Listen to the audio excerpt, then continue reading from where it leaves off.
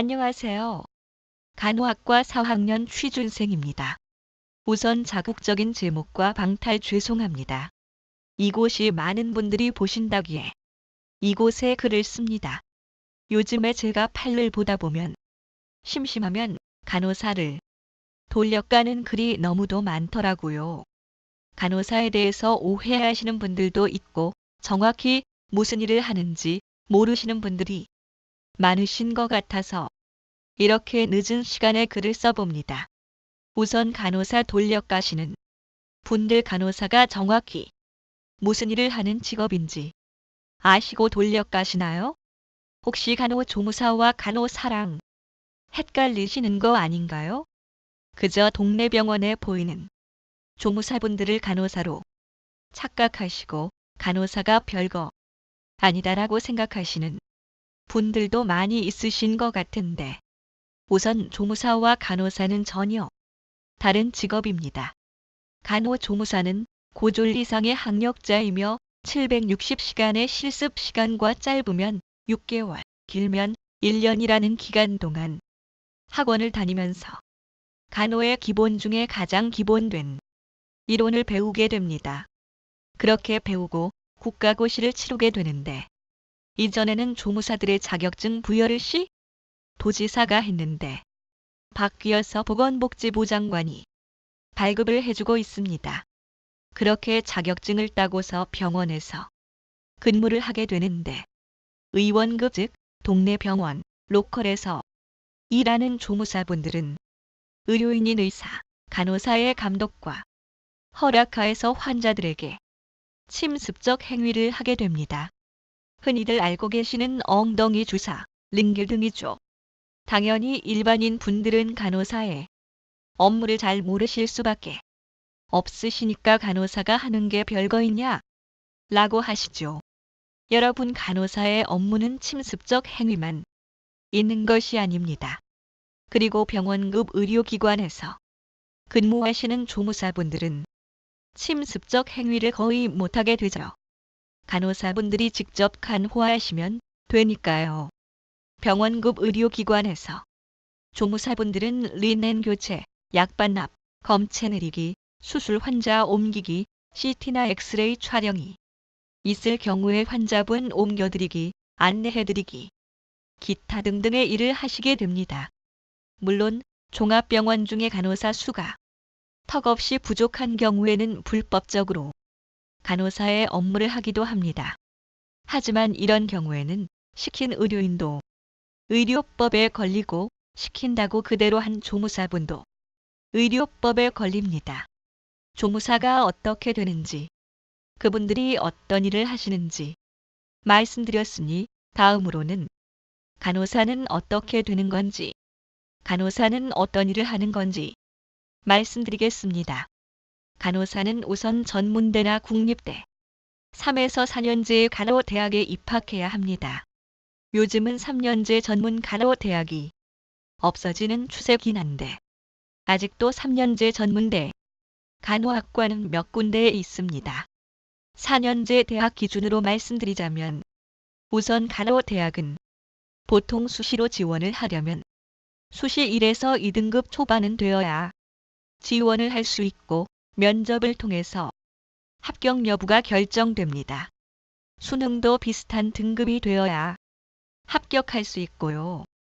아무리 지방 전문대라도 수시 등급이 보통은 1에서 2등급이더라고요. 정말 시골 구석에 있는 아무도 모를 전문대학 간호학과는 3등급 정도로 커트라인이 있습니다. 그리고 여러분들 주변에 얘는 정말 성적이 거지 같은데 기적적으로 간호학과에 합격했네? 라고 하시는 경우도 있으실 텐데, 내 말 그대로 기적적으로 합격한 겁니다. 보통 그런 경우가 거의 없어요. 정말 가뭄에 콩나듯이 성적이 안 좋으신 분들도 전문대 중에 아무도 모를 간호학과에 합격하는 경우도 있습니다. 그런데 보통은 그렇게 합격해서 들어오시는 분들 잘 적응 못합니다. 너무 빡세고 힘들어서 그만두시는 분들도 계시고 휴학하시는 분들도 계십니다. 그런 분들이 간호학과 기적적으로 들어갔다고 간호학과가 개나 소나 다 들어갈 수 있는 곳으로 인식하지 않으셨으면 좋겠습니다. 물론 성적이 돼서 들어오신 분들도 힘들어서 자퇴하시거나 휴학하시는 경우도 많습니다. 아무튼 이렇게 힘들게 간호학과에 입학하고 1학년 1학기에 각종 교양 과목을 배우다가 2학기부터 해부학을 들어가는 학교도 있고 2학년 때부터 해부학, 생리학, 양리학, 생화학을 들어가는 학교도 있습니다. 이건 학교마다 다릅니다. 이때부터 멘붕이 와서 그만두시는 분들도 있고 도피 휴학하시는 분들이 생기기도 합니다. 그런데 이게 끝이 아니라 시작에 불과하지도 않습니다. 2학년 들어가서 각종 전공 기초 과목을 배우고 이 과목을 충실히 듣지 않으면 전공 필수 과목을 배울 때 정말 말 그대로 울면서 수업 듣습니다. 기초가 없고 이해가 안 가니까요. 3학년 때부터 전공 필수를 듣기 시작하는데 성인간호학, 아동간호학 등 엄청나게 두꺼운 과목을 배우게 됩니다. 성인간호학은 한 권만 해도 두꺼운데 그걸 학원으로 들고 다니면서 배워야 하고 모성상, 학원, 정신간호학, 지역사회간호학 1, 2, 아동간호학 총론, 강론, 의료법규 등을 들어가며 1000시간이 넘는 임상실습을 하게 됩니다. 임상실습에 가서 오버타임 하는 건 기본이고 실습만 하는 것이 아니라 환자 하나를 정해서 환자의 병명과 가족력, 과거력 등을 사정하고 환자의 질병에 대한 문헌 고찰을 하고 내 환자가 어떤 검사를 했으면 그 검사가 어떤 검사인지 피검사를 했으면 피검사의 결과치는 어떤 것을 의미하는지 소변 검사를 했으면 결과치가 어떤 질병을 예상하는지 내 환자가 어떤 것을 먹었는지 어떤 약을 먹는지 그 약의 성분은 무엇이고 이 약이 어떤 기전으로 인체에 작용을 하는지 하나부터 10까지 세세하게 조사하고 생각해서 기록합니다. 그 후에 내 환자에 대한 간호 진단을 내리고 환자에게 어떠한 간호를 수행해 줄지 기록하는 간호 사례 연구 자료를 매 실습 때마다 만들어서 매주 컨퍼런스 때 서로 교수님 앞에서 발표하게 됩니다. 보통 이런 자료를 만들 때 밤새는 건 기본이고 며칠 동안 전공책을 뒤적이며 머리 싸매며 내 환자에게 어떠한 게 우선이 되는지 어떠한 간호를 제공해야 더 빨리 나을 수 있는지 목표를 세워가면서 만듭니다. 간호 사례 연구는 짧으면 20 몇 페이지, 길면 30에서 40페이지까지 나오기도 합니다. 이런 것을 매 임상 실습 때마다 만들게 됩니다. 이런 것 때문에 힘들어서 자퇴하는 친구들도 있고 휴학하는 친구들도 생기게 됩니다. 그리고 이런 과제 말고도 밤을 새야 하는 과제를 1학년부터 4학년까지 하게 됩니다. 물론 다른 학과 분들도 밤샘 과제 많겠죠. 이건 대학생들이 겪어야 할 부분이니 특별할 거라고는 없죠. 이렇게 4년간 과제와 실습, 많은 학업량에 시달리다가 국가고시를 치르게 되는데 간호사를 까는 글 중에서 국시 100% 합격률 아니냐 조무사 시험이랑 비슷하다고 하시는 분들 있는데 조무사 시험과는 간호사 시험은 정말 천지 차이입니다. 한 과목이라도 과락이 나오면 불합격이고 간호학과를 4년간 다닌 학생이니까 붙을 수 있는 거고 그 중에서는 정말 공부 안 하는 학생은 붙을 수가 없습니다.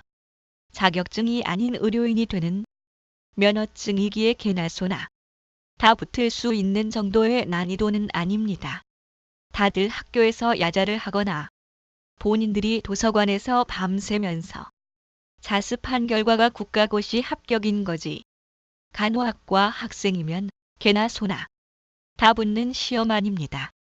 이렇게 면허증을 취득하고 보통 병원급 의료기관에서 근무하게 되는데 동기들이 말하기를 여태까지 자신이 4년 동안 배운 게 아무것도 아니라는 것을 느낀다고 합니다. 정말 그것은 세 발의 비었고 임상에서 근무하면서 배울 게 수십 가지, 수백 가지라서 오픈할 이어도 학생 때보다 더 공부를 한다고 합니다. 그리고 학생 때는 어렴풋이는 알고 있었지만 직접 임상에서 간호사를 해보니 자신들이 맡은 일이 얼마나 책임감을 요하는 직업이며 자신의 실수로 사람을 죽일 수도 있기에 실수하지 않으려고 매일같이 공부한다고 합니다. 그리고 간호사가 공부를 하지 않으면 죄라고 하더라고요. 내가 모르면 환자를 살리지 못하기 때문이죠. 이렇게 매일같이 전공책을 가까이 하고 매일같이 공부를 하는 직업이 간호사입니다. 그리고 침습적 행위뿐만 아니라 환자가 검사를 하고 왔으면 그 검사 결과가 무엇을 의미하는지, 피검사나 소변 검사를 했으면 결과치를 보고 상승했으면 어떻게 해야 하는지, 정상치보다 검사 수치가 떨어졌으면 어떻게 해야 하는지, 의사가 처방 내주면 그 약을 의사만 믿고서 환자에게 투약하는 게 아니라 그 약이 환자에게 투약해도 되는 약인지 충분히 비판적으로 생각해보고 의사의 처방이 틀렸으면 의사에게 알려서 처방을 바꿔달라고 이야기하고 환자가 수술을 받고 왔거나 조금이라도 이상이 있을 때 의사에게 알리고 어떠한 간호 진단을 내리고 환자에게 보다 나은 간호를 제공할 것인지 생각하면서 항상 신중하고 책임감을 가지고 일합니다. 여러분께 제가 말씀드리고 싶은 것은 간호사는 결코 하찮은 직업이 아니고 개나 소나 할 수 있는 직업이 아닙니다. 간호사는 의사의 시다바리도 아니고 의사와 상하 관계가 아닌 협력하는 관계입니다. 물론 각종 의료기사분들과도 협력하고 조무사분들과도 협력하는 관계이죠. 상하 관계란 예를 들어서 내가 일반 간호사인데 우리 병동을 총괄하는 수간호사 선생님과 나와의 관계가 상하 관계입니다. 그리고 여러분 간호사는 면허증만 있으면 병원뿐만 아니라 지역사회에서도 충분히 갈 곳이 많고 보건직 공무원으로도 시험 봐서 공무원이 될 수 있고 나만 실력 있고 노력을 한다면 미국 간호사, 호주, 일본 등 해외 간호사가 되어서 기본 연봉 1억은 넘기면서 일을 할 수 있습니다. 그리고 보험업체에 들어갈 수도 있고요. 여러분은 간호사 병원 이렇게 생각하시고 알고 계시는데 타 전공분들보다 전공을 잘 살릴 수 있는 직업은 간호사라고 생각합니다. 돈도 못 벌지도 않고요. 보통 대학병원에서 10년 정도 근무하면 사학연금도 되고 교직원으로 일하기도 하고 10년 정도면 연봉이 못해도 7에서 8천 정도는 됩니다. 그리고 요즘에 수간호사를 하려면 석사 과정까지 밟아야 하고 대학병원 수간호사가 되면 연봉이 1억은 넘게 되는 것으로 알고 있습니다. 여러분 간호사라는 직업이 조무사와 동급 취급이 되거나 개나 소나 다 할 수 있고 돈도 얼마 못 벌고 공무원보다 못한 직업이 절대 아닙니다.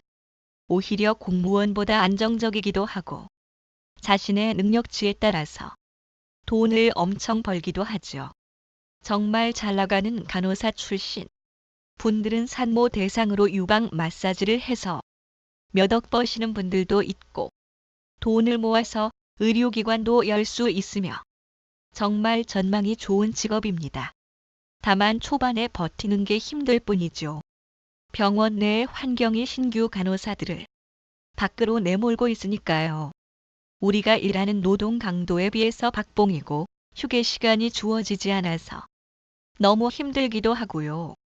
그리고 제일 큰 건 간호협회 측에서 협회비는 꼬박꼬박 받아가면서 일을 열심히 안 하는 것도 굉장히 큰 한몫하고 있고요.